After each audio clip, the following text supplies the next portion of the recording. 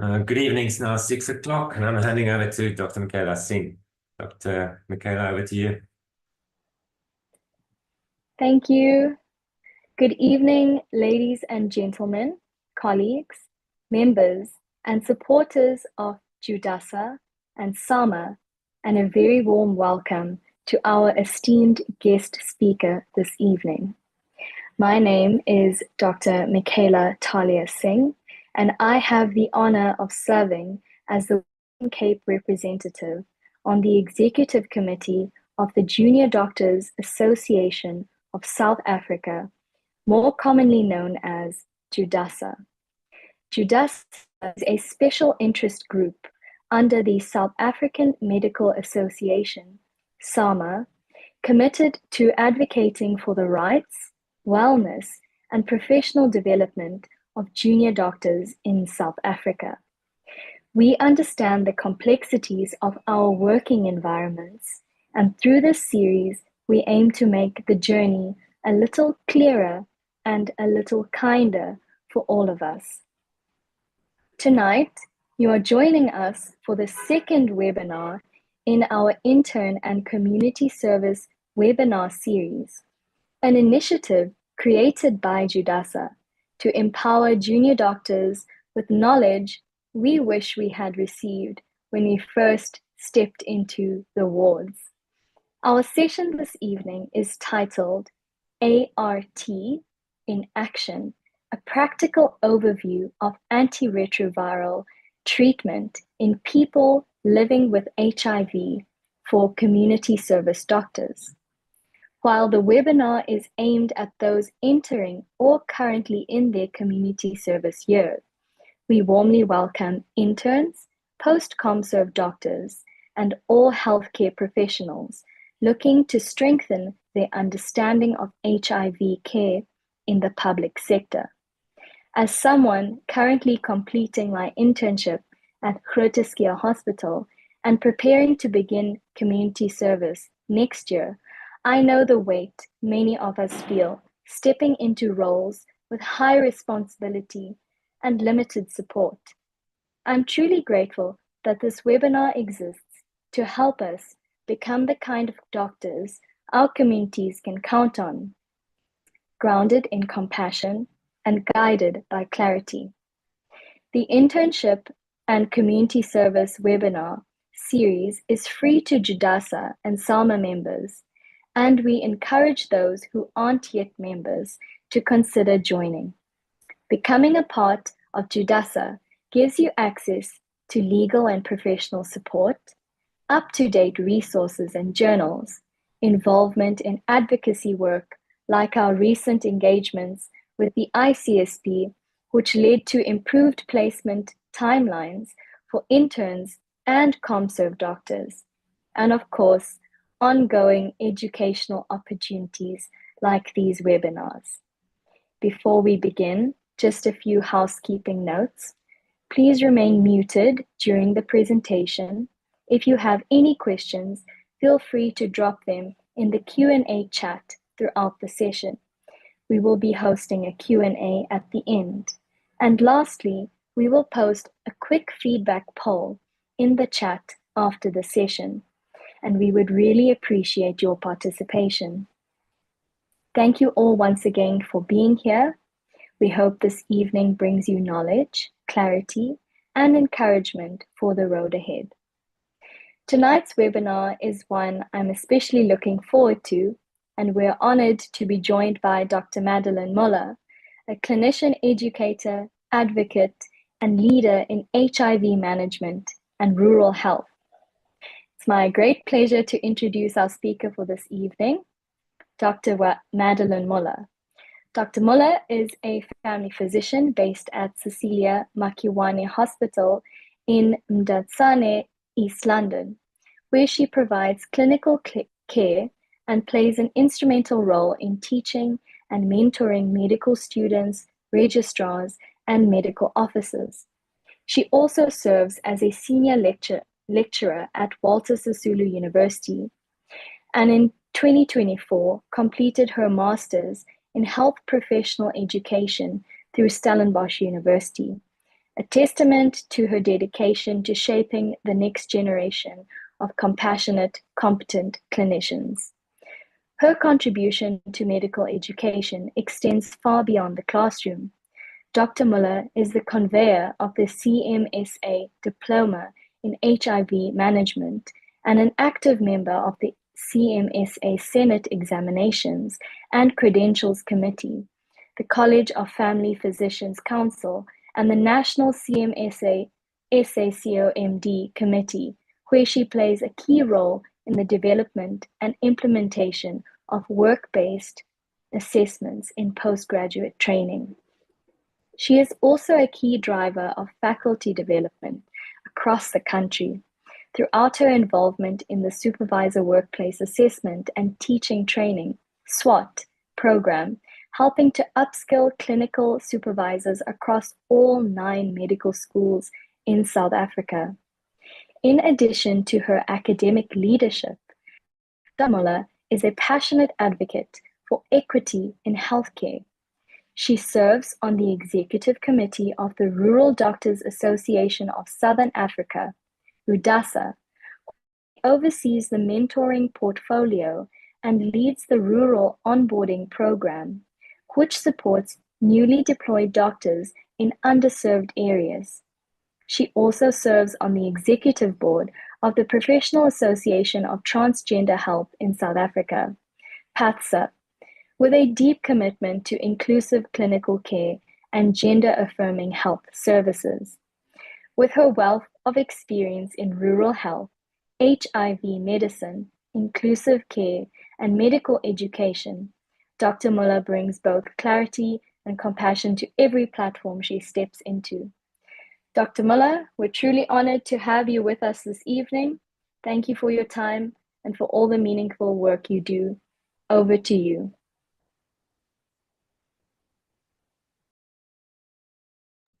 Thank you very much for that lovely and long introduction. This is what happens when you get old, you serve on too many committees. And I just realized I was calculating it now. I was on the JUDASA committee exactly 30 years ago in 1995. I served on it at that stage in Gauteng when I was at the University of Pretoria and a final year medical student. So very nice to actually be speaking to the JUDASA crowd. And it's wonderful to see so many of you willing to come and listen to a talk on HIV on a Monday night. And what I'm going to try and do is I'm going to actually put together information from the HIV, the ART clinical guidelines, which we used to call the new guidelines, but actually they're not that new anymore. We're already 2 years since the rollout. And there's been a few changes and adjustment to that guideline. So we're going to look at that tonight. But I'm also going to incorporate some of the suggestions that came through from the HIV Clinician Society guidelines. Now, what's exciting about South Africa in terms of HIV care is that these two guidelines are not too different. So sometimes, private care can be on a whole different track because of the medicines they have access to. But actually in South Africa, these two are very much on the same track, and the HIV Clinician Society guidelines has just got a few extra options, and I think you need to be aware of that as patients do move between the private and the public sector. I'm mostly going to talk about ARVs. I want to have a quick slide just on HIV testing. And it's just to note that in the HIV Clinician Society, so in public sector, we still do the 2 rapids to confirm. I know there's talks about putting a 3rd rapid into the mix. But the HIV Clinician Society, if you've done one with a rapid, they do want a laboratory test. And I think it's being able to actually have a printed copy of that patient's HIV status on record. I also want to mention something called elite controllers, and that's something we don't pick up in the public sector. So a very small percentage of the population can get infected with HIV, but because they don't have specific co-receptors, it's like a genetic advantage, the HIV virus struggles to replicate. So they're HIV positive, there's some HIV in some reservoirs in the body, and the body is able on its own to keep that HIV at bay, which means that the viral load remains LDL. So we recently had a scenario of a patient who presented at a rural district hospital. They've defaulted for 2 or 3 years. And I don't know why, somebody did a baseline viral load and discovered that viral load was LDL. They therefore then did the HIV testing again, and both the HIV rapid tests were still positive, but the viral load was suppressed 2 years after not taking any treatment. I wouldn't stress too much about that because it has been shown that even if you're an elite controller, it's still better to be on ARVs because it's not as if you don't have HIV infection. The HIV is there, but your own body is continuously fighting to keep that viral load LDL. And although it can manage on its own, it is actually taking more of your resources and you are more vulnerable still to some opportunistic infections as a result. So actually, it's more to help you understand if you suddenly see a patient who's got a viral load seemingly suppressed when not on ARVs. What we're going to do is I'm going to give you a quick little overview of the ARVs. And one of the challenges I've noticed with the interns that come through my department at family medicine is that because we've had this new guidelines now for the last couple of years, and we're pretty much putting everybody on TLD, is that people are becoming less and less confident with the actual ARVs and with some of the ARVs that we less commonly use. So it's quite important to still being able to understand the main players because that's going to be important to be able to understand your patient's history. So your patient sitting in front of you might have been on ARVs for 10 years and might have been moving from various regimens through that time. And you need to have a little bit of an understanding of some of these old ARVs. I'm going to start off with lamivudine because lamivudine is in every single one of your ART regimens. And note, I'm not going to go through pathophysiology of what's an NRTI, etc., etc. I'm sure you've done more than enough of that. So lamivudine or imitricitabine is one of our NRTIs, and it's in almost every single regimen you see, which should confuse you initially because somebody who fails on a first-line regimen will then be put on a second-line regimen, and we will keep that lamivudine. And that's because lamivudine does something very interesting. It's not that it doesn't get resistant, it actually even gets more easily resistant than most other drugs, but it creates this very interesting little mutation called the M184V mutation. And literally it cripples itself to be able to make itself resistant. So if you've got lamivudine in your system, it will suppress all the wild virus, and all the virus that are left, which are lamivudine resistant, will actually be crippled virus.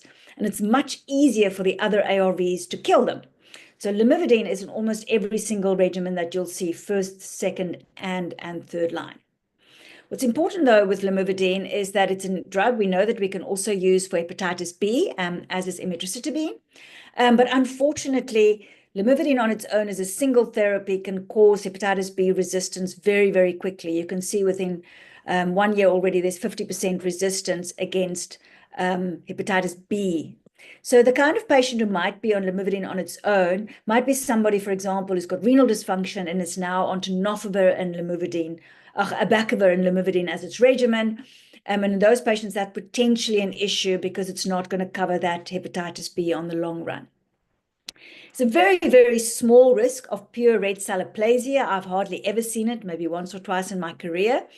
But it's good to remember this because we now literally of 7 million people in this country on ARVs. The vast majority of them will all be on lamivudine. And every now and then you're going to get somebody who's actually developed a pure red cell aplasia because of lamivudine. So just to keep that in mind. So, of course, tenofovir was the big baby on the block before dolutegravir, sort of a decade ago when it came in. And we're all very familiar with tenofovir in the public sector, but just to be aware that we do have TAF in the private sector. So that's tenofovir alafenamide, and it's sort of one of the substrates of tenofovir. And what's lovely about TAF is that you can use TAF with kidney issues. So what's lovely about tenofovir, before we talk a little bit about TAF, is that tenofovir is really tough. So it's not easy to break tenofovir, and you can continue on with it in many regimens, and you'll see that when we'll talk about TLD2. It takes a long time to get resistance to tenofovir. So tenofovir also controls hepatitis B infection. And fortunately, tenofovir as a monotherapy, hepatitis B resistance is actually exceedingly rare. So even in our HIV negative patients, if we are going to try hepatitis B, we would treat them with tenofovir as a single drug.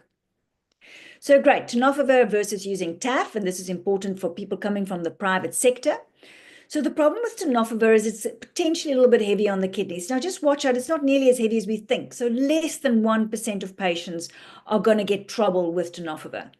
When tenofovir causes trouble, it causes you to start excreting all your potassium and your phosphate. So your blood levels of your potassium and your phosphate might actually drop. And just to therefore watch out for it, if you've got a patient who's got muscle weakness or is developing wasting and you can't find out what's going on, just double check what that creatinine and what that phosphate specifically is doing. So a very uncommon cause of acute or chronic renal failure. And there's been some worry about the fact that it can cause a mild reduction in bone marrow density because of that drop in phosphate, but there's no increased risk of morbidity or mortality due to fractures, for example, which is the reason why we don't routinely measure phosphate. But if you do have a patient who's on TLD, for example, and the creatinine is going up and the GFR is dropping, if you do a phosphate and the phosphate's always also low, then you're going to be quite suspicious this might be the tenofovir that's causing that trouble. So TAF is a little bit easier on the kidneys, less renal and less bone side effects, so less effect on your phosphate. And there's a lovely TAF 3TC combination in private that you can give down to an eGFR of 30 mils per minute. And TAF on its own with an adjusted 3TC, you can go right down to a GFR of 15 mils per minute. And I do think eventually TAF will become available on the public sector as well for patients with, for example, hepatitis B, where you can't use tenofovir. The big problem with TAF is that this is the one that causes the dramatic weight gain and actually end up giving tenofovir a bad name as a result, but tenofovir is not the problem. TAF's the one that's the issue and not so great on your lipids. So that's sometimes a challenge because many of our patients with CKD actually have CKD because of cardiovascular issues. So Bacavir, we are seeing a lot of it now. Bacavir has become our main second-line drug, for example. We're still using it in a lot of children, but especially in your adults who's going to be having renal failure, you're definitely going to use them on a Bacavir. So important, there was also a little bit of mythology that abacavir is not quite as good as tenofovir. It's an excellent drug, works very, very well. We just don't have a lot of evidence for it as a second-line drug. But so far what I've seen is we've not had any problems with the switch overs that we've seen. If you are a prescriber of abacavir, you need to be aware of abacavir hypersensitivity. So for example, in the Eastern Cape, we're quite blasé because you need to have a genetic predisposition. And it needs to be people of European ancestry. So you need to have had some Europeans somewhere in your ancestry. So in Cape, this is much more relevant for both white patients as well as our colored population. And they have a challenge that they can develop quite a severe hypersensitivity. It almost always happens in the first 8 weeks of therapy. And it almost looks like a flu. So you get a fever, you can get rash, you can get fatigue, you can get abdominal and respiratory symptoms. And patients usually will notice, I take the tablet and then within an hour or two, I start feeling very, very unwell. So in America, for example, they won't put you on abacavir unless they've tested for this particular genetic mutation. And we don't do that over here, of course. But if you have somebody that you've put on abacavir and they develop any symptoms, you have to usually quite often admit them and check what happens, give them the next dose and see, does this seem to be dose related? And if there's any suspicion of abacavir hypersensitivity, you do not want to continue abacavir and they can never be challenged with abacavir again. So zidovudine, we're phasing out. I doubt you will still see, you should not be seeing people on zidovudine. If you're seeing them, you need to change them. There might be the odd third-line patient. I still think it's very, very unlikely that we're going to see patients using zidovudine at all. And remember, zidovudine is the one that causes anemias, so we can't use it in low HBs, and you've got to keep an eye on that HB. So you will only use zidovudine if you can't use tenofovir, and then you can't use abacavir, and if you can't use both of those. So say you've got a patient with renal function problems who's had an allergic reaction, hypersensitivity reaction to abacavir, then zidovudine might be your next option. Then dolutegravir. So dolutegravir, definitely the sexy drug that has revolutionized HIV care in South Africa. And we love it because it's got an extremely high barrier of resistance. So in patients with TLD1, whose viral loads stay high because of poor adherence, resistance is almost unheard of. So we've got very few records of patients who's on dolutegravir as a first-line regimen that actually develops resistance. But unfortunately, in TLD2 patients, so these are patients who also might have been on dolutegravir. We used to have abacavir 3TC dolutegravir as a second-line regimen for a while, AZT 3TC dolutegravir. So I've had patients who's been on dolutegravir for quite some time, And again, it's a very low rate, about 1 to 3% of patients that we see dolutegravir resistance. And in my department, so I'm looking after the sort of the HIV, the Advanced Clinical Care Unit at CMH, and we have already got 2 or 3 patients with confirmed dolutegravir resistance, but still very, very uncommon. So what's important to realize is that dolutegravir can cause a mild rise in the creatinine shortly after you starting it on it. And it will rise to a little level and will stay at that level for as long as the patient's on that dolutegravir. It's not damaging the kidney at all. So all it does is it works on the tubule of the kidney, the proximal tubule, and it just causes a doesn't excrete as much creatinine as usual. And therefore, you end up having this sort of fake or physiological increase of creatinine in the blood, which gives you a reduction of the EGFR. I'm not going to talk about valtagravir, and you would only use that if you can't use dolutegravir, but I think valtagravir we are giving out completely. I wanted to show you this lovely flow diagram. So this is in the HIV Clinician Society guideline, and that's very useful if you want to understand what to do with somebody who've started on TLD. So 3 months later, you're going to do the creatinine again, remember? And now you might notice, oh, look, the creatinine has gone up. So basically, if this rise is less than 30, and it's all happening within that first month or two, usually you'll only pick it up at the 3-month visit, and it's not seemingly to be progressing, then we are quite relaxed. If it's a rise of more than 30 micromoles per liter, then that needs some working up for actual possible renal disease. It might not be the dolutegravir. But if it's less than 20 micromoles that the creatinine's gone up, we just ignore it. Don't bother. We say, no, it's probably due to the dolutegravir. I'm not fussed. And we'll just do the normal monitoring as we've always done. There's a little caveat. So if the increase is between 20 and 30 micromole per liter, probably dolutegravir, going to keep them on that regimen, but just check the creatinine in a month's time and make sure that that level has plateaued and you're not missing anything else. So dolutegravir side effects are very uncommon. So we do need to tell patients about side effects, but the first thing you want to tell patients is that most people tolerate this extremely well and we're not expecting them to run into any trouble. Some people might have a mild little bit of headache. People talk about insomnia, especially if they're used to taking their tablet at night. You can just move it to the morning. Neuropsychiatric side effects I've hardly seen, so it's like literally 0.3% of patients. All drugs can cause rashes. And so you can warn your patients, but we're literally talking about less than 1 or 2% that you will see these side effects. So extremely well tolerated.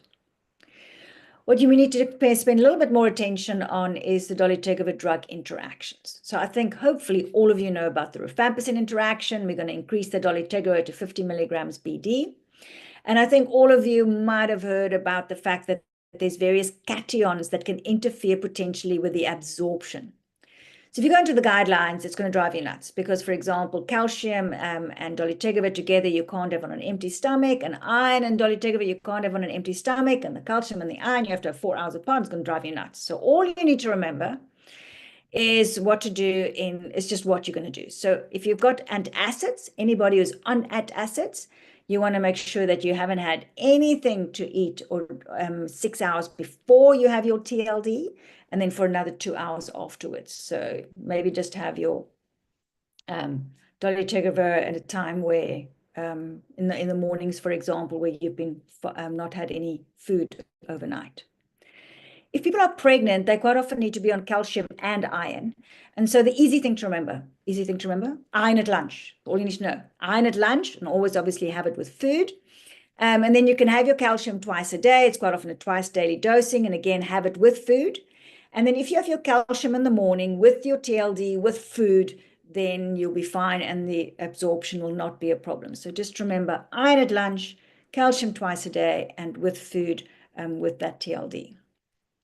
So this is the big change. So from the guidelines, so some of you might be aware that we used to say, and this was all based on pharmacokinetic data, there was a concern about how much metformin we could give with dolutegravir. Good news, and this is hot off the press. This is from a recent circular that's come out from the Medicine Information Center at UCT. And we now feel confident that we can give metformin up to 1 gram BD with your TLD.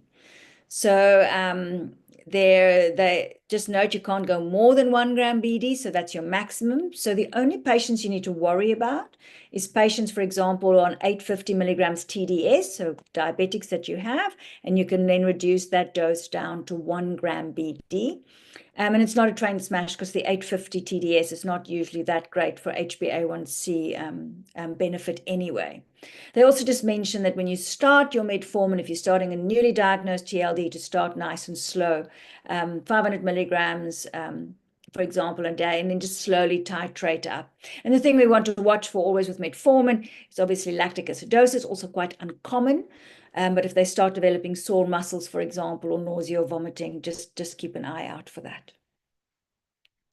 So in patients with epilepsy, please do check your EMG. We are no longer using valproate as a first-line treatment for generalized tonic-clonic seizures, for example. Lamotrigine is the universal first choice.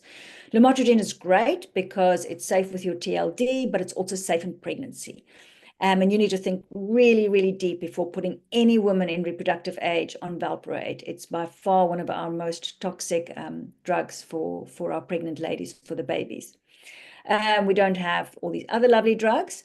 And sometimes you might be in a scenario where you have to use carbamazepine. I find that's more often in our patients, for example, who might be on, might need it for bipolar. So for carbamazepine specifically, if you have to use carbamazepine or phenytoin or phenobarbital, you can use them, but you've got to boost your dolutegravir to 50 milligrams BD, like we do with the rifampicin.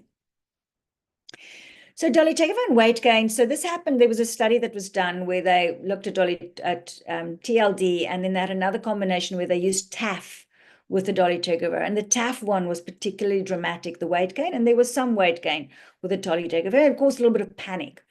And so the rumor is out that dolutegravir makes you cause weight.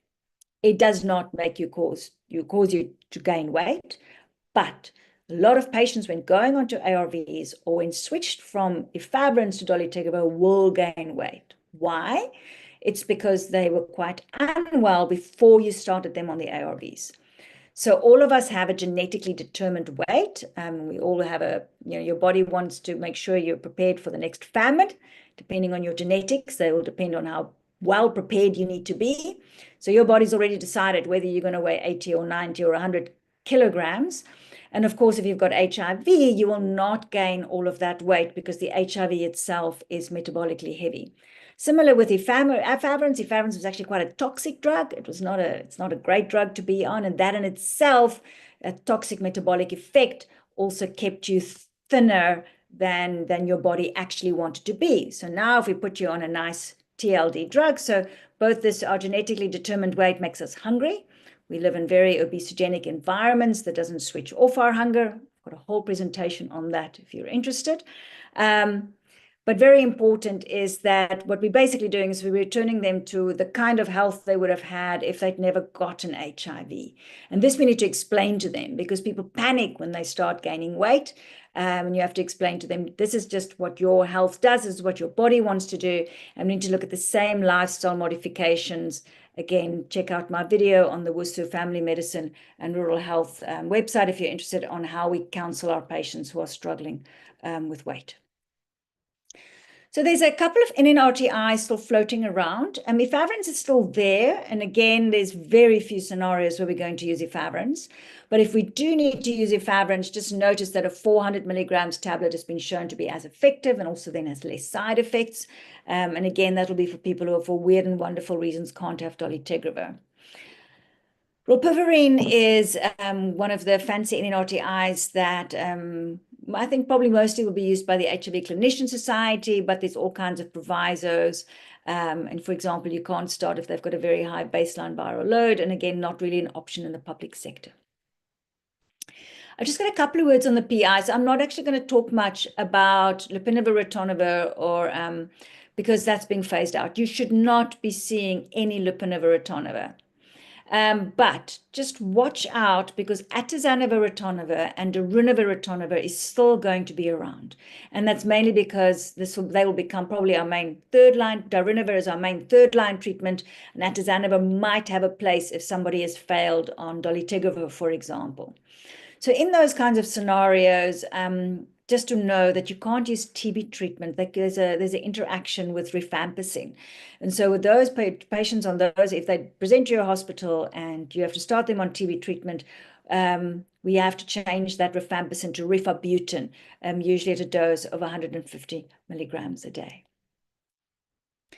So just protease inhibitors. So within the South African HIV Clinician Society, they actually use darunavir ritonavir as a first-line treatment if for some reason you can't use dolutegravir. And if they've never been exposed to PIs before, it's a nice once-daily dosing. Most of our third-line patients might be on the twice-daily dosing. And then the atazanavir, they also sometimes use atazanavir ritonavir. It's also a lovely drug because it's once a day. The interesting thing with atazanavir ritonavir, for those of you that might have seen it used in the past, is it causes this conjugated hyperbilirubinemia, not actually a DILI, but can make you go very yellow, which might be a bit awkward. So the world changed dramatically because of this trial, the Nadia recommendations. And there's actually several trials that's confirmed what Nadia said.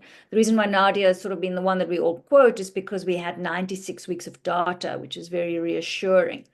And what happened with the Nadia trial, it was a non-inferiority trial where they took patients who were failing on TEE.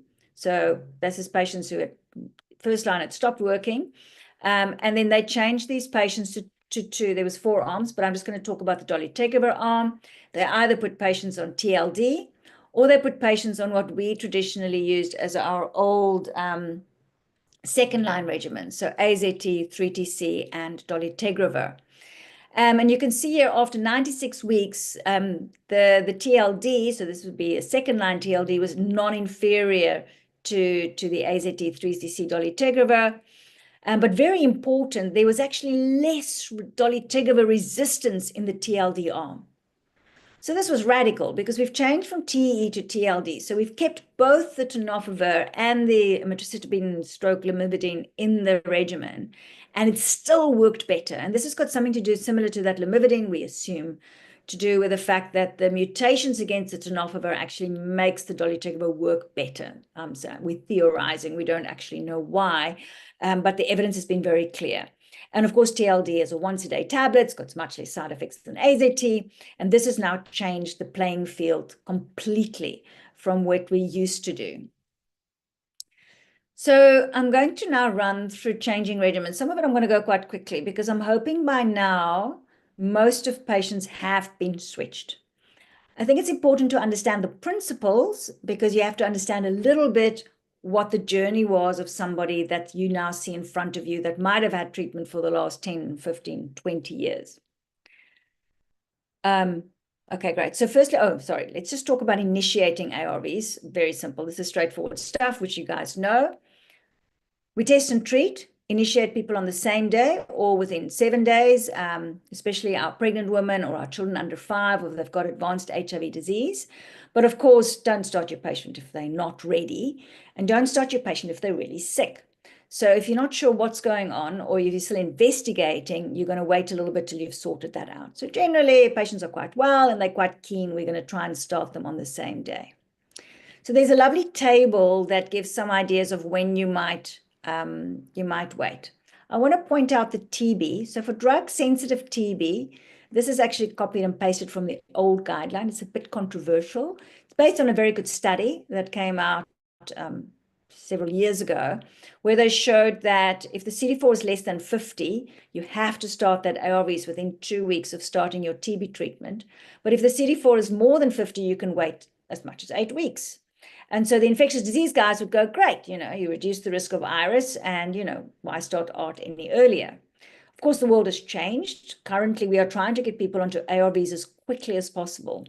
And the reason why we're doing that is not for any morbidity or mortality benefit, but actually for a transmission benefit. The sooner you put people on ARVs, the less chances that they're going to transmit the virus. So from a public health point of view, waiting 8 weeks seems a bit extreme. And I think what's happening in practice in most facilities is that if the CD4 is over 50, you would wait a month or so. And then depending on the scenario, you might start. But in the guidelines, they still have this clear 2 8 weeks differentiation. Of course, for all your Meningitis, you're going to wait a little bit longer. And then another one that's not clear, because it's different in some of the different references, is what you do with a CRAG positive patient where the lumbar puncture is negative. So this is somebody who's got what they call a cryptococcus anemia. So they've got cryptococcus in their blood, but we've confirmed it's not yet in the brain. And in the guidelines, actually, there's a recommendation, as well as in the HIV Clinicians Guide, that we can start on the same day. But I know some sources still say you wait 2 weeks. So let's just look at our baseline assessment now of the patient that you're starting on ARVs. We are getting more and more into a phase where when we're seeing people with HIV, we're actually looking more at managing their chronic long-term diseases and not just worried about the HIV. So you're obviously going to first check for all your opportunistic infections, do your WHO staging, remember to look in the mouth, look at the skin, and we're obviously going to make sure the patient doesn't have TB. Very important to monitor our weight. It's also going to help us to tell how our patient is doing and to do a proper nutritional status. And then we want to start looking for other potential comorbid diseases that we need to check for. And so NCDs, our non-communicable diseases, has become an important part of the baseline assessment of patients with HIV. From a adherence point of view and how much they're going to manage, we need to make sure mental health, they're quite often more vulnerable than our HIV negative population, look out for substance abuse. And obviously, because it's a sexually transmitted infection and because they're obviously having unprotected sex, you need to check out for both STIs and pregnancy. So for our NCDs, we're going to do our blood pressure, but look in the guidelines, we have to do at least a urine dipstick, and particularly to look for glucose and protein as a particular marker for kidney damage from, for example, something like blood pressure. If your patient is more than 40 years old and has an increased waist circumference, and again, check out my presentation on cardiovascular risk, then you want to do a lipogram and calculate your cardiovascular risk and manage that risk accordingly. So you also want to screen for TB, and this is actually something that changed in the guidelines a couple of years ago. I think it's still a bit hit and miss at how good people are doing that. So we used to just do a symptom screen for patients with HIV, but now the recommendation is that all patients with HIV, we do a gene expert at baseline, and that includes obviously all our pregnant women as well. I did want to have a bit of a slide just on what we do with patients who might have TB symptoms but are gene expert negative. Quite often as doctors, we end up seeing these because they've seen at the clinic. They presented with a whole lot of TB symptoms. The nurse does the HIV test is positive. Send away the gene expert, and the gene expert comes back negative, and now they get sent off to the hospital. So I'm going to give you a very quick approach on how you work up that patient with that in that scenario. So, of course, urinary lamb, hopefully you all have urinary lamb in your district hospital settings. These are the updated guidance, and some people are not always aware of this. So all patients that are admitted qualify for a urinary lamb. So if you admit them to your medicine ward or your male or female ward in your district hospital, you can do a urine lamb on those patients as long as they're HIV positive. But for outpatients, the criteria is obviously having TB symptoms and having a CD4 count of less than 200 that was taken in the last 6 months, or if they have advanced HIV disease. The HIV Clinician Society is slightly different. They've got a recommendation for all outpatients with a CD4 under 100. And the only reason why the recommendation is there, the under 200, is just to save us on TB lambs, because it's hardly ever going to be significant in higher CD4 counts. Again, just in HIV positive patients. If you obviously have access to an X-ray, and of course, if it's pulmonary symptoms that they're presenting with, then you can do your X-rays, your next step in line if your urine lamb is negative. And if you are able to get a sample from anywhere, please do try. So if you're sending a pleural fluid, or you're sending an ascites, or you're doing an LP, please send enough liquid, especially when you're doing a lumbar puncture, so that they can do a TB culture and a gene expert on for you. Nice little trick, if you're doing a fine needle aspirate after you're just getting cells out after you've made your 2 slides, which you've sent off to the lab, you can mix that with 1.5 mils of saline. So what you do is you've got your little syringe with your needle, you just rinse your needle into that 1.5 mils in saline, you can put it in a normal sputum bottle, and you can send that off for a gene expert. So that's an excellent way to try and get a gene expert result if you don't have any sputum. So quite often you might have a scenario where now the lamb's negative, X-ray is very non-specific. You've sent off whatever samples you can, but they're going to take ages to come back. So something else you can do is you can do some basic bloods. And there are 4 bloods that might be helpful in your diagnostics. So none of them tells you whether the patient is TB, but you're going to put it in the pot.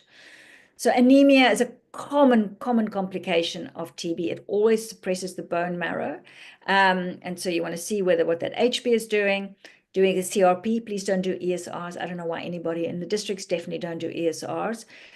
Patients with HIV often have high CRPs, which is not helpful. And there might be an obstructive picture on the liver function test. So doing your ALK Phos and your gamma GT. And so those are if you want to save a bit of money, just those bloods. And what normally you do is you'll give the patient some antibiotics, do your bloods, and then bring them back a few days later to see what the bloods are doing and if they've responded to the antibiotics. Ideally, we want to be able to do an abdominal ultrasound if we can. So very easy if you're in a big regional hospital. Just want to see if I've got sorry. So I just want to see if I had a slide on my FASH, but I don't have a slide on my FASH. So for you, those of you who know eFast, there's actually some nice online resources to teach you eFASH. So you use the same angles and you do your eFast like you would do to look for any traumatic bleeding or somebody coming into your A&E department. You can use the same views, but you're looking for different things to diagnose TB. So look out for that, and you might be able to upskill yourself so you can actually look for TB in your district hospital setting. Very cool. So what baseline investigations do you need to do? Obviously going to do your CD4 count. In theory, reflexive crag will be done under 100 in the Department of Health, but the private, they already do reflexive crag if the CD4 is under 200. You're obviously going to do your creatinine and EGFR if they're going to go on tenofovir. HB we do because it gives us a prognostic picture of how our patient's going to do. It also helps us stage our patients. And because this is an STI, you want to check for your hepatitis B serum antigen, also important because we're going to put the patient on tenofovir. And remember, I talked about that baseline gene expert. Don't forget your cervical cancer screening in all of your HIV positive ladies. And the HIV Clinician Society guideline, interestingly, includes a baseline ALT and viral load, as well as doing a urine NAT, very posh, for chlamydia and gonorrhea. In our setting, I would usually throw in an RPR, even though it's not actually mentioned in the guideline. This is just a reminder that our EGFR calculations is valid for people who are over 16 years of age, and we're not using the MDRD, so this is what it looks like in the guideline. We're actually using the EPI calculation. You know, they give you those 2 values. The EGFR will usually just say, the MDRD formula would say something unhelpful like more than 60. So you're going to look at the EPI formula. But if your adolescent is under 16 years of age and over 10, you're going to use a different formula. And look, we want a much higher EGFR in our adolescents. We expect their kidneys to be much more robust than in our adults. Pregnant women, you obviously can't use an EGFR because weight is part of your EGFR calculations quite often. And so we use an absolute serum creatinine level, and that needs to be under 85 for us to be reassured. So just a quick word on what you do with a patient where the CRAG comes back positive. So also important in the guidelines, all those patients qualify for an LP. Don't get grumpy if the clinic or the CHC sends you a patient just because they've got a positive CRAG. You have to do a lumbar puncture on that patient. And if the serum CRAG is in positive, but the lumbar puncture comes back negative, that's a cryptococcogenemia. And we would start that patient on fluconazole and watch. We'd start on the same day as we start the ART. And I think most of you are hopefully aware of that little regimen. So let's talk about prophylaxis quickly in terms of our patients that we are initiating. So TB preventative therapy has had quite an interesting, in the last 2-3 years, there was a couple of years ago a TB infection guideline that actually came out, which literally just focuses on TB preventative therapy. The challenge with that guideline is it wasn't actually funded. So it's on the DOH website, but it didn't, the NEML committee is actually recommended against some of their recommendations because we can't afford to roll it out in its full glory. And I'll show you a little bit what is the full glory bits we can't roll out. But some of their recommendations has changed actually our ARV guidelines, and there are some things we can certainly aspire to. So important, our adults and adolescents over 15 years of age, this is now, and this is a new change. So there's been about 3 reiterations of, can we use IPT in pregnant women? So INH prophylaxis therapy. We used to give it to all pregnant women. Then they said, well, give it to pregnant women if the CD4 is under 350. And there's a circular that's come out this year that says don't give it to any pregnant woman. It is controversial and there is debate about that, but this is where we are at the moment. But otherwise, all adults, adolescents, actually we'll talk about children in a minute, they're all going to get that INH 300 milligrams for 12 months. So that's still our main sort of therapy that we all have available. If you're lucky and you have an NGO that has donated a whole lot of rifapentin INH to your facility or to your province, we had a little bit for a year or so from Aurum. There is a rifapentin INH combination called 3HP, which you can give once weekly for 3 months. So it literally comes in a little strip with 12 tablets. That's very cool. So the initial dream was, and I think this was in the guideline, the dream of the guideline was somebody's got TB, you go to the household, you find everybody that's been a contact, and they all get their little 12 tablets that they have to take every week for the next 3 months, and then we just check in 3 months how they're doing. That's potentially very implementable, except we don't have funding for the drug. So you can use that in anybody who's over 25 kilograms. There is a weird little proviso that if they are on ARVs or they're going newly on ARVs that you can't use it, you've got to wait till the viral load is suppressed. So it's actually for our HIV positive patients, it's not actually that helpful. And in your scenarios, you're going to use the INH for a year. So just in terms of our children, and this is just to be aware of, that they now also have that all children who are diagnosed with HIV is also going to get IPT. So, but it depends on their weight for how long they're going to get it. So if they weigh less than 25 kilograms, INH for 6 months. And if they weigh more than 25 kilograms, INH again for 1 year. And then you can also use that rifapentin INH combination if you have it. And we're obviously going to give it with some pyridoxine. So make IPT really simple. Anybody who is 3 months and older, so 14 weeks and older, is going to get, if you start them on HIV, their treatment for HIV, and if they don't have any TB symptoms, you're going to put them on IPT prophylaxis. If they weigh less than 25 kilograms, 6 months. If they weigh more than 25 kilograms, 12 months. Easy. So there is in the guidelines recommendation for what they call high exposure contacts. I don't think we don't have the funding to actually have teams going out and visiting all these families. But certainly if you have an HIV positive patient in that household, especially if they're not yet on ARVs or very recently on ARVs, you can consider to cover them. So HIV positive children, that's 6 months of INH if they're less than 25 kilograms. And our HIV positive people who are more than 25 kilograms can have that lovely combination for 3 months or the 12 months of INH.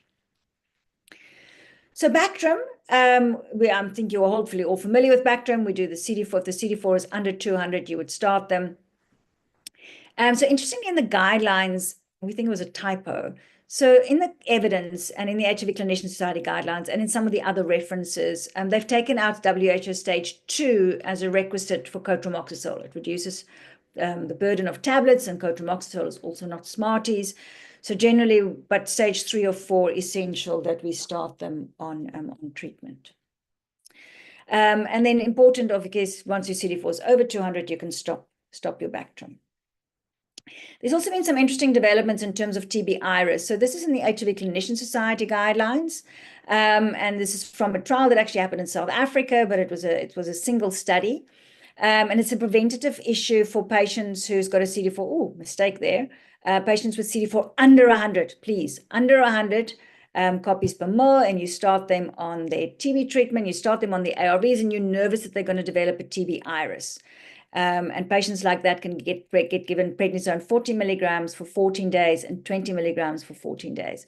We don't routinely do this in the public sector, but there might be scenarios where you're more worried about an iris scenario.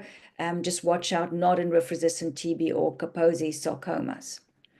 For paradoxical TB iris treatment, you can use a similar regimen, but using prednisone at 1.5 milligrams per kilogram per day, which you wean over 4 weeks. I think for you guys, discuss those patients and get some advice from the local experts. Steroids is a little bit of a tricky business. Great, so let's just talk about the actual ARVs it'll be giving. God, easy. So we're giving TLD. They have to weigh more than 30 kilograms. They have to be more than 10 years of age. We can use it in women with childbearing age. I don't need to talk about that. And I think you all hopefully know that we've got lovely dolutegravir preparations now, which means that children over 4 weeks of age is going to get a Backup 3TC dolutegravir, and you will use the preparation appropriately for them. In the HIV Clinician Society, they still have that adherence option. They have rilpivirine as well. They've got TAF, which we've mentioned earlier in those regimens. And just watch out, like places like Botswana uses the dolutegravir lamivudine combination, just the 2 drugs. And in the guideline, they specifically mention that that's not an option for our patients. So if you've got somebody coming from over the border, please put them on TLD. So one of the things that's important to understand is that we sometimes use TLD now as a first line, and we use TLD as a second line. And so there's this very specific terminology that's proposed in the guideline, talking about TLD1 or ALD1. So this is somebody who's never failed a previous regimen, or talking about TLD2, ALD2, and this is somebody who has failed a regimen. So say they were on AZT3TC dolutegravir, and we've switched them to TLD or ALD, then that will actually be TLD2 or ALD2, because in their history, they once failed a regimen. They're already on the second line of their treatment. So the drugs are exactly the same. There's no difference between the tablet that you're giving, but this is what you're writing in your notes. And it gives the person after you an indication of where that patient is within their ARV journey. Just some caveats in terms of the preparation. So there's a lovely tablet now in ALD. So that's an abacavir 3TC dolutegravir combination. It's 1 tablet a day that you can use in anybody that's over 25 kilograms. And here's the nice bit. So we used to reduce the dose of the 3TC under a GFR of 50, but they've actually shifted that, and you only need to change the 3TC dose under a GFR of 30. So if you've got somebody who's got CKD and the GFR is under 50 and you're going to change them off that to tenofovir, then you can actually put them on ALD, which is a once-a-day tablet, and you can use that right down to a GFR of 30. So just to notice, in children over 20 kilograms, we can start using that dolutegravir 50 milligrams a day, same as the adult dosing. But in the littlies, there's a dispersible tablet, and just notice that you use the right dosing chart. So the 50 milligram tablet and the 30 milligram dispersible tablet is actually equal in dosing. So make sure you read your dosing chart correctly when you prescribe to your children. In terms of ART and TB treatment, they now recommend that we just use TLD. Obviously, remember to boost with that dolutegravir. We still have the option of using an efavirenz dosing. So that's TEE. It's a nice once a daily if you're really worried about, for example, pill burden. But I've got a hunch it's going to get harder and harder to get TEE as we go along. So now we're going to talk about the switching of the ARVs. And this is actually really simple because you now understand all the basic theory. So there's some patients where if you do find them on the old regimens, you don't even have to do a viral load. You can just switch them. Okay, it doesn't matter what their viral load is doing. And that's pretty much most patients. So if they over 10 years and 30 kilograms is the only criteria. If they can't have the tenofovir, then your other choice is ALD. So we want them either on TLD or ALD, either 1 or 2, depending on if they failed on a regimen on the past. And then I've mentioned AZT is only there if we can't use those 2. Don't worry about the PIs. That's not in your remit. You might have a patient who's got hepatitis B and renal function. And as I've said in the private, there's TAF as an option instead of the abacavir 3TC dolutegravir because they're going to get resistant to the lamivudine. But we don't yet have that in the public sector. If your renal failure is not due to tenofovir nephrotoxicity, and again, you're going to discuss this with an expert. So say you've got somebody with diabetes. Their CKD is due to their diabetes. They've got hepatitis B. Liver function is struggling. They need to be on something. You can use, there is like a dosing schedule of using the tenofovir 300 milligram tablet, but only do this under supervision from an expert. So there are some switches you can just do. As I've said, you don't even know the viral load. Obviously, still check the viral load and manage that. I'm not going to go through that. But you can see here, anybody who used to be on TE, anybody who was on TEN, usually psychiatric patients, that's our old second line, AZT, 3-TC dolutegravir. Remember, I said the Nadia trial showed that it worked very nicely. They can all just go onto TLD. And then for our PI patients is the ones you have to think. So if they're on a protease inhibitor like lopinavir, ritonavir, or atazanavir, ritonavir, no matter what it's combined with, if they've been on that treatment for less than 2 years, fine, just change them, and that will go to a TLD2. When we have to now do a viral load, is basically patients who are on lopinavir, ritonavir, and atazanavir, ritonavir, and they've been on it for longer than 2 years. So now you first have to do a viral load before you can decide if you're going to switch them. So the viral load failure definition is now, that's just to keep in mind, to be able to fail on lopinavir, ritonavir, you've had to have had a viral load for more than 1,000 taken twice, and they must have been on that treatment and failing for more than 2 years. It's really, really hard to fail on lopinavir, ritonavir.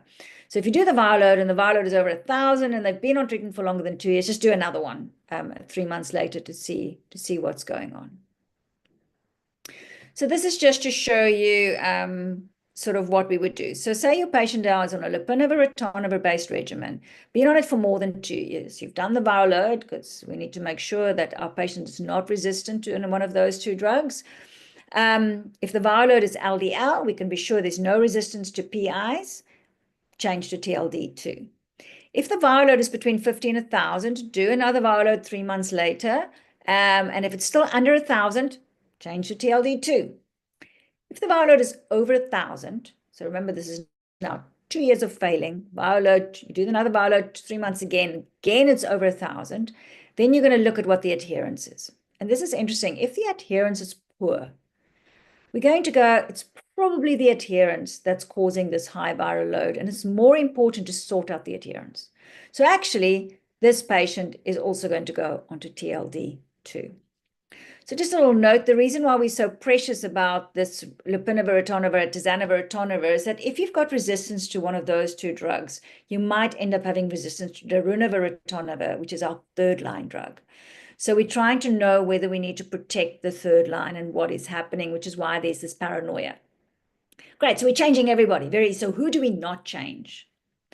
So it depends on adherence, and you want some sort of objective measure that you think, no, I'm convinced this patient is taking its treatment really, really well. We can't do levels, it's a bit of a dream.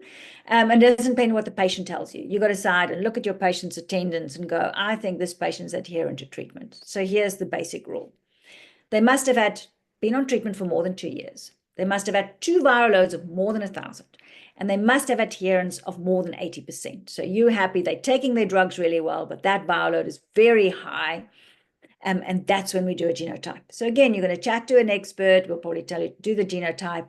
And then if there is any resistance to the lopinavir, ritonavir, or the atazanavir, ritonavir, you're going to discuss with an expert, and then they will decide on what to do in terms of the regimens. Great, so you've got your patient on ARVs, and now we need to monitor them while they're on ARVs, and this has become very simple. So if you've put them on tenofovir for the first time, we're going to do that first creatinine at 3 months, at 1 year, and then annually. Very simple. Let's not talk about lopinavir, ritonavir, and let's not talk about AZT. I'm sure your brains are overfull by now. CD4 is interesting. So the ideal with CD4 is that you're doing CD4 every 6 months until their viral load is over 2,000, and then you never do it again. But in practice, we're trying to make the CD4 counts sync with what else is happening. And so the idea is that if the viral load is over 1,000, for example, you will do that CD4 every 6 months until the viral load is under 1,000. If they've got a new clinical condition, you might do a CD4 again. And if they've missed their appointment for more than 3 months. But generally what we're doing is we're doing a CD4 at baseline, and then you're going to do the CD4 at that 12-month annual viral load whenever you end up doing that viral load. Otherwise, you stop doing CD4s completely. Some patients' CD4s don't recover. So don't panic. If they've got a suppressed viral load and that CD4 stays low, keep them on the Bactrim, keep them on whatever they need to be on, keep an eye on them, but actually most of them do very well. Just in terms of this, also in the guideline, nobody does this. We're supposed to do this. So the idea is that obviously we always do a TB screen test, but we're supposed to, every year when we do our annual viral load, we're also supposed to send a gene expert regardless of symptoms. And I know that this has been not so easy.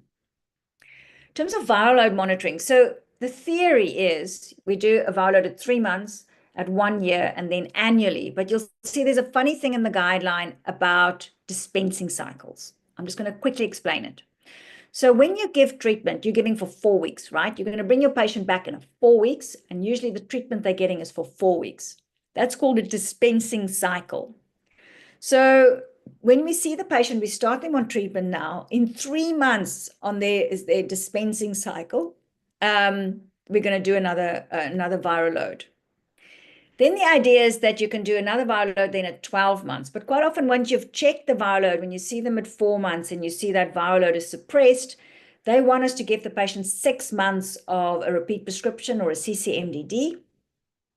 So then we're seeing them around 10 months. So they've got this lovely proviso that you can do your annual viral load anywhere between 10 months and 12 months after starting on treatment. Tier.net that records all our data is going to call it a 12-month viral load. Don't stress too much about it. The principle is you want a viral load at 3 months, you want the viral load roughly between 10 and 12 months, and then annually after that, as long as the viral load stays LDL. As long as the viral load is under 50, every 12 dispensing cycles, you're going to do the next viral load. Interesting thing to note is that the HIV Clinician Society has got a 6-monthly viral load, so they are monitoring more closely than the public sector.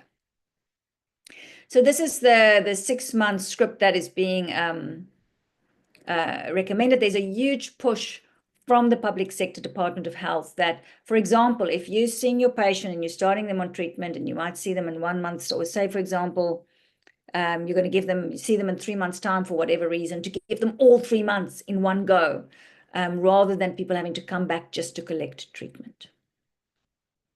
So I'm not going to spend too much time on this. We're pretty much at 7 o'clock, although we did start a little bit just after 7. But I'm just going to cover a couple of principles, and then please, all of these patients you need to discuss. So very simply, if the viral load is more than 50, those patients you will definitely see. You want to do your next viral load after 3 months. And the majority of these patients is almost always going to be adherence. That's the issue. I'm hoping you all know your ABCD and you've all learned that at varsity. So you look for adherence issues, you look for other opportunistic infections, you make sure they're on the correct dose, you check for any drug interactions. And if the 3-month viral load is still over 50, and if they've less than treatment than 2 years, you're sort of going to check them again at 6 months, and sort of you're just going to keep an eye on that viral load and support their adherence. This is when we start getting concerned, is if they are on a treatment more than 2 years and the adherence is less than 80%. If the viral load is still under 1,000, you're still just going to keep an eye on them. But this is the rule for virological failure on TLD. So they must have been on TLD for more than 2 years. They must have had a viral load of more than 1,000 twice after that 2 years on treatment. And I'm interpreting after failing for 2 years. And the adherence must be more than 80%, a bit like the lopinavir-ritonavir. You can get a little bit more paranoid if the viral load is high and the CD4 is under 200, and they're starting to get opportunistic infections. So if they're getting sick, and you've only got 1 viral load, you might discuss with an expert a little bit quickly. Try and see if there's another reason why they might have dolutegravir failure. So, for example, dolutegravir monotherapy, or maybe they've had some co-medication with drug interaction. So just have a little bit look back and see if there's any reason why something might have happened. So, for example, a patient who was on rifampicin and wasn't boosted. If they're on TLD1, again, we're still going to be quite relaxed. We're going to figure out all these things. We're going to repeat the viral load again in 6 months' time. It's only if they're on TLD2 and they're fulfilling this definition, or they've got TLD1 with special circumstances, and that's basically any reason why you think there's an increased risk of resistance that you're going to discuss with an expert for a resistance test. And again, this is some of the ideas to discuss with an expert. So perinatally infected adolescents, and I've mentioned already the drug interactions. Just note that a resistance test is really only possible if the viral load is over 1,000. That's under 500, you're unlikely to get a good viral load result. So with TLD failure, you're going to discuss with it. I'm not going to cover this. It's just too much information. The third line committees, these are these lovely people. Watch out, the right to care, unfortunately, has been affected by the PEPFAR disaster, but they still have a number out there. But we do have the HIV hotline, works very, very nicely, and the KZN has got a hotline as well. So we're almost done. Then you have those patients who have missed more than a month of treatment. And basically, we always want to try and get them back onto TLD if possible. So if they're clinically well and they've missed less than 3 months, right? So then all we're going to do is we're going to say, hi, you're fine. But, cheerleader, glad that you're back. We're not principals, never tell a patient off, never interrogate them of why they missed, supportive. Great to see you. Figure out what you need to address in terms of the adherence, barriers. Put them back on ART. Give them 3 months of treatment, 3 dispensing cycles in one go, and bring them back in and get them that viral load done in 3 months' time. If they've missed more than 3 months, then you're also going to restart the ART, but then you're going to do some baseline blood. So you're at least going to do a CD4 count at the beginning. And if the CD4 is under 200, you obviously want to put them on Bactrim, etc. If they're unwell, though, when they come back, or you notice that actually when they defaulted, they had a very high viral load, you're obviously going to manage your clinical illness, but then you might end up doing your full range of blood tests and investigations, etc. So very important, this repeat thing I'm going to bring in, trying to give 3 months in a go, and as soon as they qualify, try and put them onto CCMDD or any other repeat prescription system that you have for 6 months at a time. So in summary, for my whole presentation, make sure everybody's on TLD, either 1 or 2, or protocols observed. Thank you very much. I'm very happy to take some questions and have a little bit of interaction on this topic, depending on how much time we have.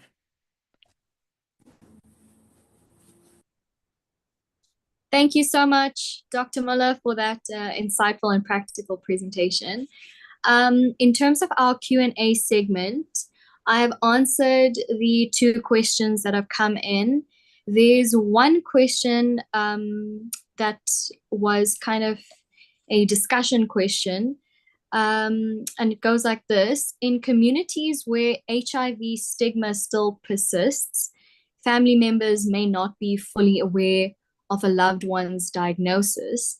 How do we balance patient confidentiality with the need for support at home, particularly when managing treatment adherence or preventing household transmission? Thank you. Yeah, so it's also quite an ethical question, obviously, and it's basically an ethical question around the transmission of any illness. So hepatitis B, sexually transmitted infections, how much are we allowed to interfere in terms of confidentiality? If you look at the ethical guidelines, our priority is always the confidentiality and the autonomy of the patient. And there are very few scenarios where you would be allowed to break confidentiality. This has become particularly easy in an era now where HIV doesn't have to kill. It's very easy to treat. And the onus is actually on patients to protect themselves against HIV. So it's not the onus of us to go and inform everybody in the community if somebody is HIV positive and they can infect somebody else. Everybody has to take responsibility for their own health. So your focus is working and counseling with that patient. The challenge with breaking confidentiality in one patient is it has ripple effects within that community in terms of the safety of anybody else with HIV potentially coming out. And therefore, it's not a simple decision of going, okay, I think I'm going to... So a lot of your work, and I think one of the challenges when we're dealing with patients is to make sure we don't end up coming in from a paternalistic sort of side in, I am going to tell you what to do or how you have to do it. Whenever we see our patients, we are there to serve them. And if we create that kind of attitude and bring them enough information of what they need to do, our focus must be on trying to keep that patient on board, keeping that patient engaged. And that's a much better chance of making sure that your patient will end up at some stage either taking treatment or getting virally suppressed, and which will then in turn protect the people at home. So generally, your focus is on building that relationship with that patient. And just to keep in mind, there's a lot of patients that you are managing that you might not even know with who they are having sex with or what kind of protected sex they have. You might not even have access to that information. This is not something you can take responsibility for. So I generally find treat the patient in front of you with as much respect and care as possible, and that will have a knock-on effect and help many, many more people than trying to take responsibility and overriding the autonomy of your patient. I hope that helps to answer that question. Thank you so much. It does help. There are 3 more questions that just came in. The first is just want to clarify the renal dosing ranges for 3TC. Okay, great. Thank you. Yes, so well done. I went through that very quickly. So they've changed that. The HIV Clinician Society has got a very nice, so worthwhile website to go and look at is the Medicine Information Center, also called the HIV Hotline. Please go and check it out. They have amazing posters on everything, and they've got a lovely poster on ART and dolutegravir ART and TB dosing for patients with renal impairment. And so that's recently changed that we can use lamivudine at 300 milligrams a day right down to a GFR of 30. So that is why the abacavir 3TC dolutegravir 1 tablet you can use when a patient's GFR is right down to 30. And it's only if the GFR is under 30 that you will reduce the lamivudine dose to 150 milligrams. And then I can't remember if it's at 10 or 15 where you reduce to 50, but we're quite generous. So lamivudine hardly ever causes trouble. You got somebody with like a GFR of 13 or 12, or it's probably still better to keep the 150 milligrams, for example, before you start going on to liquid preparations and weird dosings and all of that. So also discuss that with your Medicine Information Center. Yes, and the next question, I can't see the questions for some reason, so just read them out for me. Sure. The next question is, why not urine lamb for all OPD patients? Plenty patients don't produce sputum. 1 sample of urine, CD4 search is time consuming. That's right. So basically, according to the studies, if you do a urinary lamb in somebody with a CD4 over 200, it will basically almost never, ever be positive. So you're just wasting a lamb. So that's the reason. There's no other. It's a practical reason saying actually lamb is completely useless in patients with high CD4 counts. It's completely useless, for example, in HIV positive patients. So you actually have to have some renal damage, and some people even think potentially even TB damage of the kidney, which you only see in HIV positive patients on low CD4 counts before your urinary lamb is going to be positive. So it's a prudent recommendation, which is why they're more relaxed in the HIV Clinician side, and more money in private. So it's a pure financial decision. Don't do something if it's not going to help. Right. I think I'm able to access the questions, but yeah, I'll just go through the next one. The next one is, can one re-challenge INH for patients that develop a DILI on just IMH, concerned about risk/benefit with prevention versus treating TB, where re-challenge is considered? Yeah, so the general rule with DILIs are no. So unfortunately, the morbidity with DILI is extremely high if you continue somebody on that treatment. So again, I didn't cover DILI at all. And go and see our WUSU Family Medicine and Rural Health. There's a whole presentation on drug-induced liver injury. There's various tutorials at the WUSU Family Medicine website. And yeah, you don't want to risk that. So if you have a scenario like that, again, rather discuss with an expert. The benefit of the INH does not outweigh the risk of keeping them on the treatment. So we generally would not re-challenge. Awesome. There's another question that says, you touched on the difference in ART. Sorry, I'm just rethinking myself. Yeah. No, the INH you can re-challenge. I'm thinking of something else. I'm thinking of the PZA. I'm sorry. Apologies. Scrap that. God. So yes, in other words, yes, you So, can. if you think of drug-induced liver injury in general, we can re-challenge with rifampicin, INH, and your ethambutol. You obviously got the patient on. The one we're more nervous about re-challenging is PZA. So actually, no, you can re-challenge with INH. I'm so sorry. I was thinking of the ARVs and re-challenging. So yeah, no, so you can't re-challenge with tenofovir in renal toxic, and you can't re-challenge with tobacco, but you can re-challenge TB drugs. Apologies. God, sorry. Thank you. Yeah, there's so many abbreviations, there's so many antiretrovirals that you have to keep track of, and to figure out how to kind of sift through all of that information without guidelines. It should just be at the forefront of your mind when you're dealing with all of these patients, and there are so many of these patients. It can get a lot. It can get the rule is, because you quite see, when you're tired, you suddenly don't think something, or you make an assumption, or you're confusing it with something else that you thought about earlier.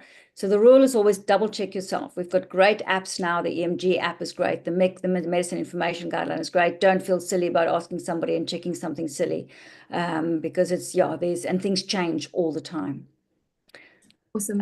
Okay, the next I'm just going to do 3 more questions. The first is, you touched on the difference in ART availability between public and private sectors. How should we manage expectations and plans when patients move between systems? So fortunately, the public sector drugs are amazing. So TLD is amazing, and ALD is amazing, and even our third-line regimens is becoming easier and great. So the only challenge will be the hepatitis B patients, and those I would just discuss with an expert with with patients who were on TAF, for example.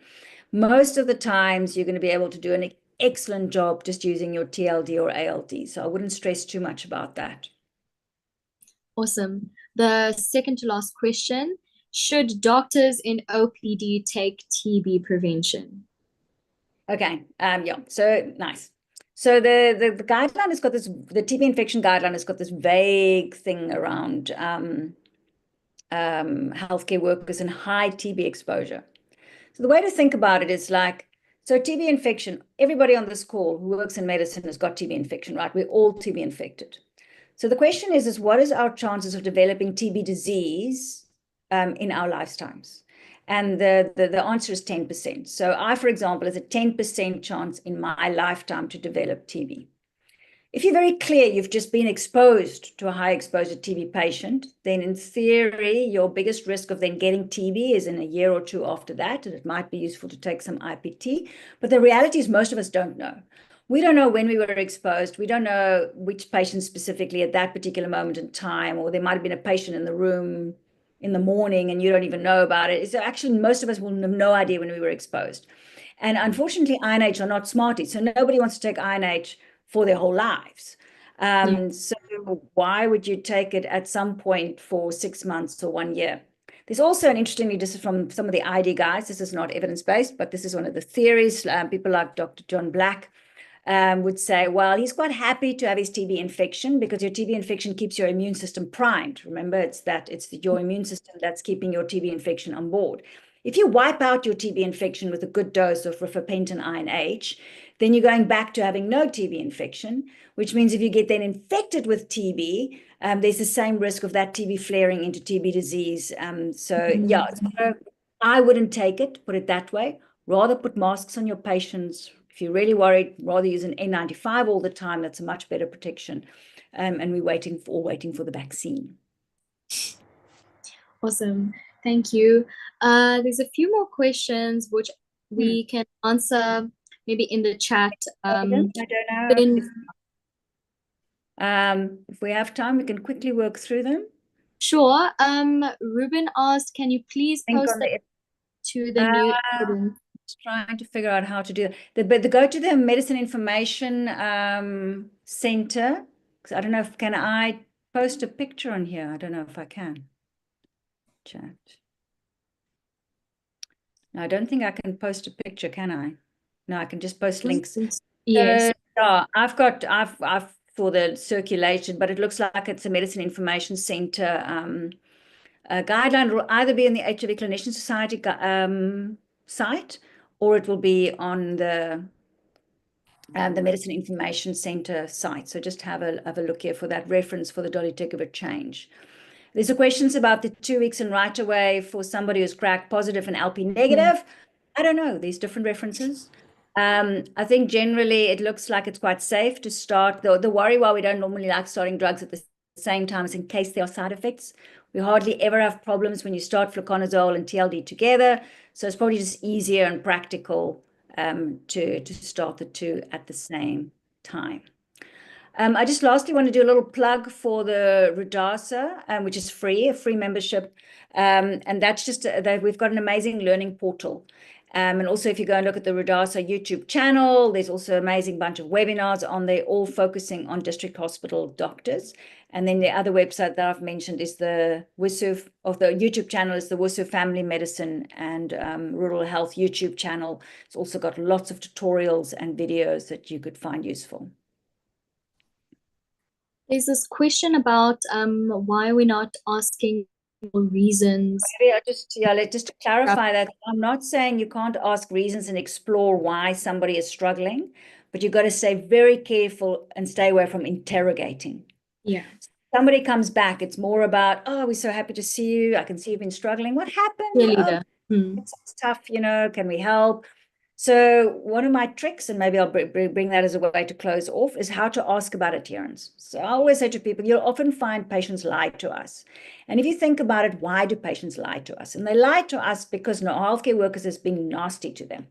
So we need to break that pattern, and we need to get away from this expectation that you're supposed to be this great patient who takes your treatment all the time. So what I do is you create a safe space, and I always start off by saying to patients, listen, oh gosh, I struggled to take treatment. I had antibiotics the other day, and after 2 days, I'd forgotten that I was even taking them, and it's so hard. I do a big hoo-ha about the fact that it's not normal to take treatment well. It's quite hard. And then what you do is you say to them, in the last 2 weeks, how many tablets have you missed? So you normalize missing treatment. And if they say, no, we're not missing anything, you can actually say, well, that's amazing. Most people miss. Are you sure? And so you make it more normal to miss treatment than not miss treatment. And then again, you don't have to interrogate whatever they tell you. Normally they will underestimate if they are missing, but that opens the conversation and saying, okay, what happens when you miss? Is it because you forget or, and then quite often people have got myths. They think they have to take it with food, which is nonsense. They think they have to take it at the same time every day, which is nonsense. And they think they can't take it with alcohol, which is nonsense. So it just gives you an opportunity to open that conversation. Awesome. Well, Dr. Miller, thank you so much. I think that's all the questions that we have time for. But yeah, thank you for being with us this evening and for sharing such a clear and practical insight into HIV and how to deal with patients living with HIV, especially dedicated to ComServe doctors, but also for me, who's in my second year of internship, going into ComServe next year. I feel more equipped, especially noting that there is so much of virology and pharmacology that you have to understand walking into these situations, and then knowing and noting how to approach it step by step and take it one step at a time, using the guidelines that are always readily available, and noting that there is always help that is available to us all. And also the fact that this webinar is going to be made available just makes it that much more easier. And honestly, what you've offered us tonight goes beyond just treatment algorithms. It's real world, clinically grounded advice that really should make a difference in how we show up for our patients. On behalf of all of us here at Judasa and everyone in attendance, thank you for your time, for your work, and for continuing to do so much for us in terms of education, especially rural medicine and inclusive care. Thank you. Thank you very much, everybody, and thank you for inviting me, and have a lovely evening, and good luck with the rest of the series. To Thank you. everyone in attendance, they, on behalf of Judasa and Sama, I hope you guys are more clear in your approach to the patient living with HIV. And colleagues, please keep an eye out for future webinars in the series. As always, Judasa is here to support you in every step of your medical journey. Wishing you all a safe and meaningful week ahead. Good night. Sorry, have you done your poll, Michaela? Do we have the poll on the chat? Running polls that. Just want to check. If you see it? put questions on the chat, I can create a poll for you. Sure. Okay, let's just take time to complete the short feedback poll in the chat. To all the doctors in attendance, we'd love to hear some feedback from all of you.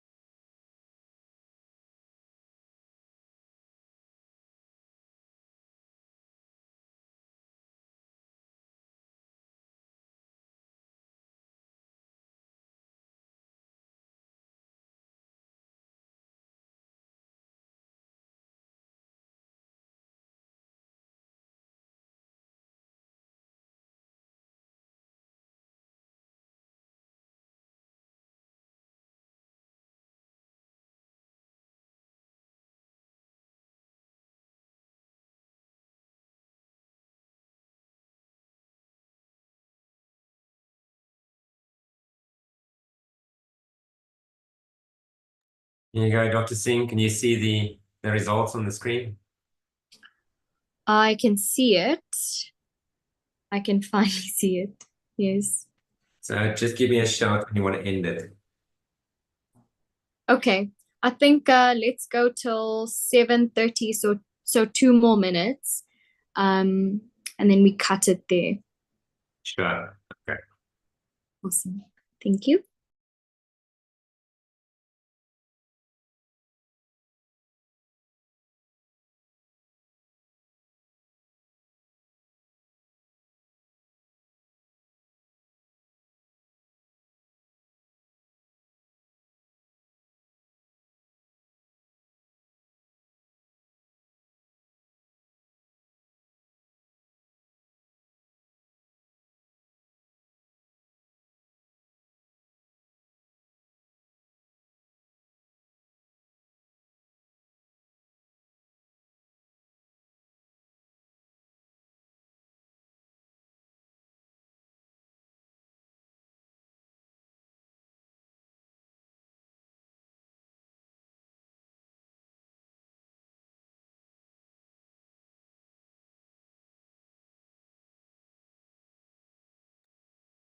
Maybe next time we can play some elevator music while the poll is running.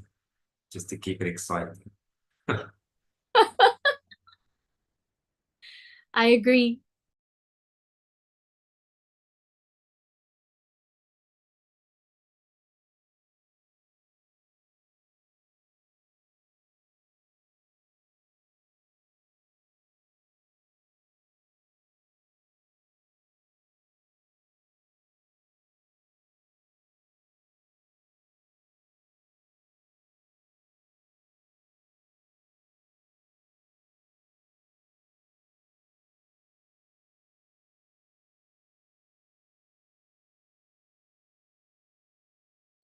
There you go. I think everybody can see the results currently on their screens.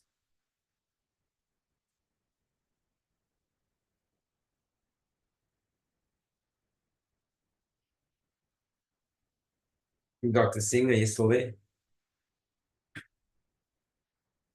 Still here. I saw one person said it could have been better. It's fine. At least it's just one person who said that.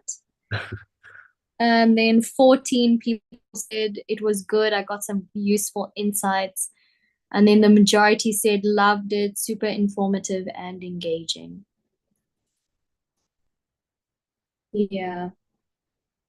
I think honestly, this topic is really detailed and so much of information to get through. So I think it was a good one.